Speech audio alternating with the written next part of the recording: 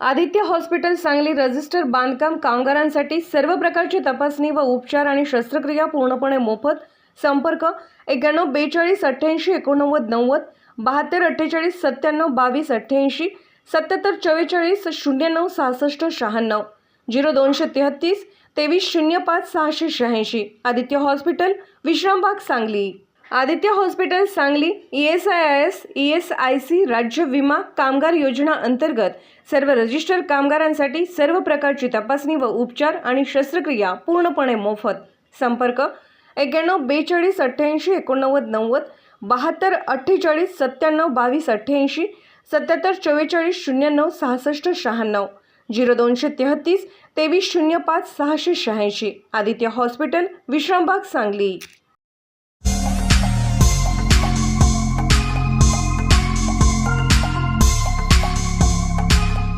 इस्लामपूरमध्ये त्यांनी विद्यमान आमदार जयंत पाटील यांच्यावर मतदारसंघातील प्रश्नांवरून हल्लाबोल केला. ते म्हणाले, जयंत पाटील गेल्या 35 वर्षापासून इस्लामपूर मतदारसंघाचे प्रतिनिधित्व करत आहेत. त्यासोबतच ते राज्याचे अर्थमंत्रीही राहिले आहेत. मात्र इस्लामपूर शहरात योग्य बसस्थानक नाही. या शहरात अद्याप रोजगारासाठी MIDC नाही. जयंत पाटील यांनी साखर कारखान्याच्या शेतकऱ्यांचे पेमेंट दिले नसून ते मुख्यमंत्री होण्याचे स्वप्न पाहत आहेत, असा टोलाही त्यांनी लगावला.